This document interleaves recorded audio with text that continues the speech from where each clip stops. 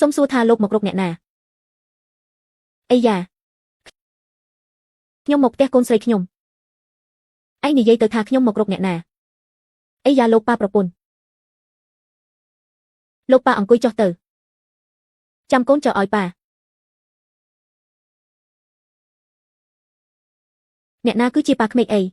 ប្រាក់ចំនួនឯងនៅមិនទាន់ឲ្យយើងនៅមានមុខមាត់ហើយយើងថាប៉ាក្មេកទៀតមែនទេ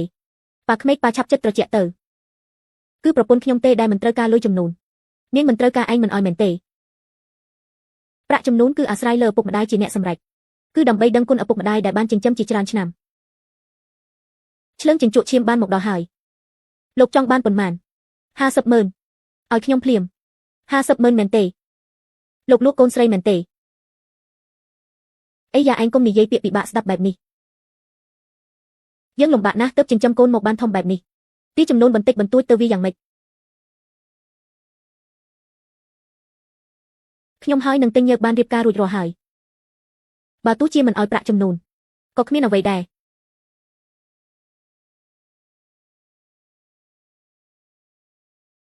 ចង់លេងល្បិចខូចមែនទេឯងជឿថាយើងនឹងប្តឹងឯងពីបទបង្ខំឲ្យរៀបការទេលិខិតអាពាហ៍ពិពាហ៍របស់ឯងនេះច្បាស់ជាគ្មានបានការ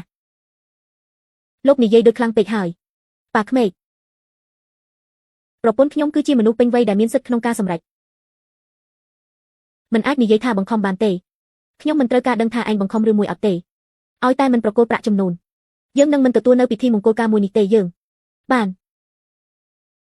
ខ្ញុំយល់ព្រមជាមួយលោកចង់បានប៉ុន្មានពេលនេះខ្ញុំនឹងអើ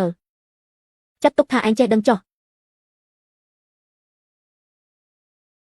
អាឡូត្រូវឲ្យខ្ញុំចង់ខ្ចីលុយបន្តិច50,000ប្រសិនបើគេខ្ចីលុយត្រូវតែទារឲ្យម្ដងស្រុកតែម្ដង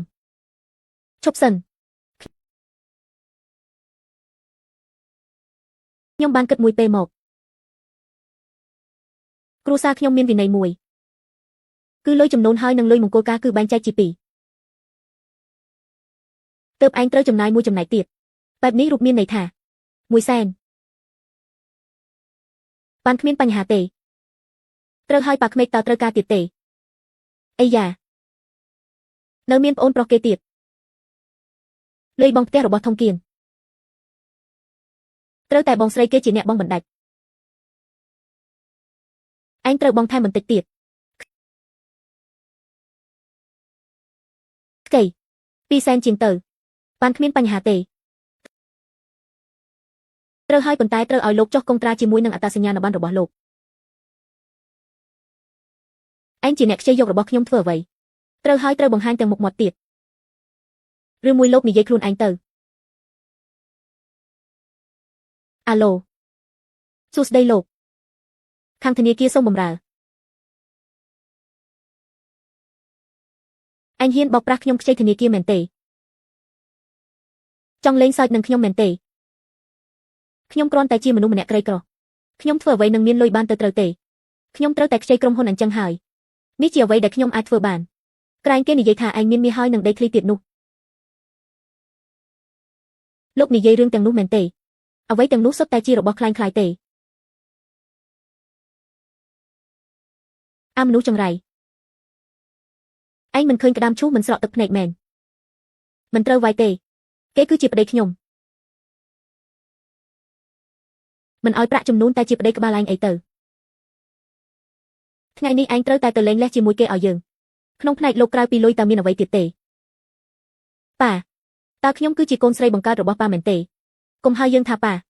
ផ្ទះណាដែលមានកូនស្រីដែលគេមិនផ្ញើលុយមករាប់ម៉ឺននោះកូនចង្រៃម្នាក់នេះយើងចិញ្ចឹមឆ្កែគ្រាន់បើជាងចិញ្ចឹមឯងទៅទៀតខ្ញុំឲ្យលោកដឹង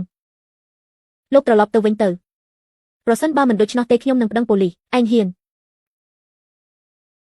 អំបញ្ញមិញនេះខ្ញុំយកមុខដល់ប្រពន្ធខ្ញុំទើបឲ្យលោកចូលពេលនេះលោកហ៊ានធ្វើបាបប្រពន្ធខ្ញុំជឿថាខ្ញុំនឹងប្តឹងលោកពីបទមកជំរិតទារលុយចូលផ្ទះគេដោយគ្មានការអនុញ្ញាតទេឯងចាំនៅទីនេះឲ្យយើង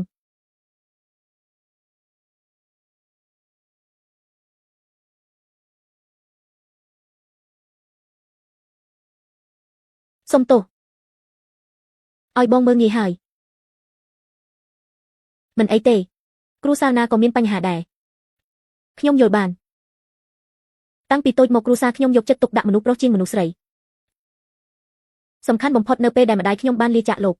បន្ទាប់មកអ្នកមីងបង្កើតកូនប្រុសបច្ចុប្បន្ននេះហើយនៅគិតរឿងវប្បធម៌បែបនោះទៀតមែនទេបងដឹងថាហេតុអ្វីបានជាខ្ញុំរៀនពីក្បាច់គុនទេហេតុអ្វីកាលពីតូចប៉ាខ្ញុំផឹកស្រាហើយចូលចិត្តវាយគ្នាឲ្យតែស្រវឹងគាត់នឹងវាយអ្នកទាំងអស់គ្នាក្នុងផ្ទះប្អូនប្រុសមានអ្នកមីងការពារចំណែកខ្ញុំវិញមានតែទ្រាំទើបនាងរៀនក្បាច់គុនដើម្បីកុំឲ្យគេវាយនាងទៀតមែនទេត្រូវហើយដើម្បីឲ្យធំឡើងមិនត្រូវឲ្យគេធ្វើបាបទៀត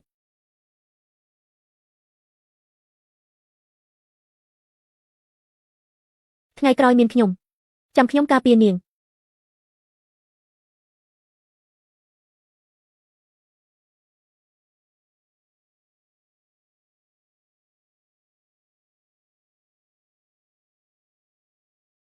អាឡូ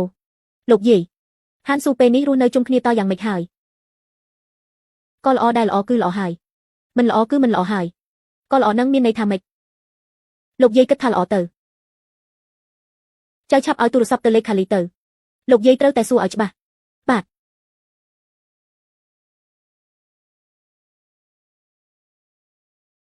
លោកស្រីសួស្ដីលោកស្រីអាយ៉ាទេវលីថ្មីនេះតើចៅវាយលោកមានជូនកាដូអ្វីដល់អ្នកស្រីទេអាម៉ានីអត់មានទេចុះគេហើយនឹងប្រពន្ធគេមានទៅដើរលេងណាទេអាទិត្យមុនទៅនៅទីក្រុងហើយ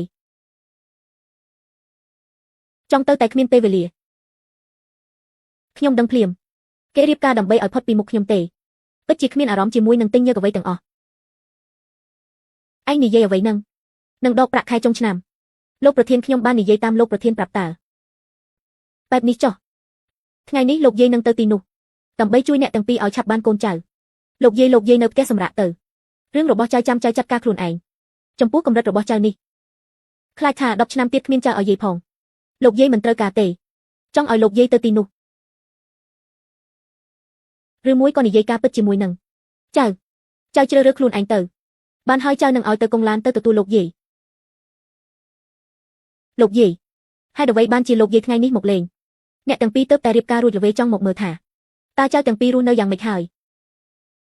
ច្បាស់ជាលោកយាយមិនអាចមើលដឹងថាពួកយើងទាំងពីរមានបញ្ហាទេអីយ៉ាទិញញើសផ្ទះនេះរបស់ចៅពិតជាតូចខ្លាំងណាស់លោកយាយមានសន្តាគារប៉ុន្មាននៅវីយូសុងសន្តាគារវីយូសុងមែនទេលោកយាយនៅទីនេះគ្មានអ្នកណាផ្សេងទេមើលទៅទម្លាប់អួតរបស់លោកយាយបែរជាកើតឡើងទៀតហើយទិញញើសស៊ុបរបស់លោកយាយចិត្តរួចហើយអូនទៅមើលទៅលោកយាយក្រែងលោកយាយសន្យាជាមួយចៅហើយថាមិននិយាយរឿងនេះប្រាប់ទៅប្រពន្ធចៅម្នាក់នេះព្រោះតែលោកយាយឃើញចៅហើយនឹងចៅវិសារបស់លោកយាយរស់នៅពិបាកខ្លាំងពេក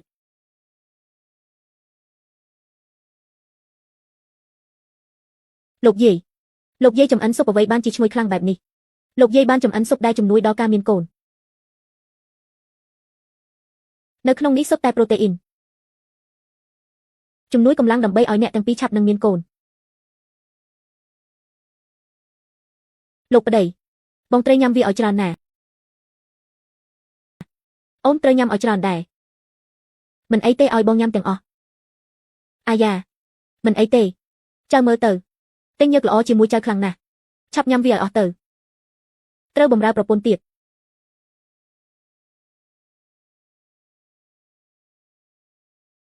អាយ៉ាថ្ងៃនេះដូចជាយូរពេកហើយលោកយាយមិនទៅផ្ទះវិញទេអ្នកទាំងពីរញ៉ាំឲ្យស្រួលទៅលោកយាយទុកចិត្តចុះចៅបានរៀបចំបន្ទប់ឲ្យលោកយាយហើយនិយាយទៅគេងទៅបានហើយបាន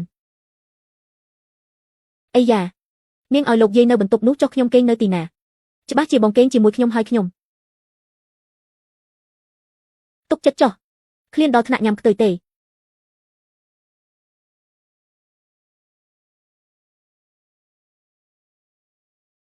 លោកយាយមកទីនេះធ្វើអ្វីទៅមើលអ្នកទាំងពីរឡើងលើគ្រែនឹងហើយ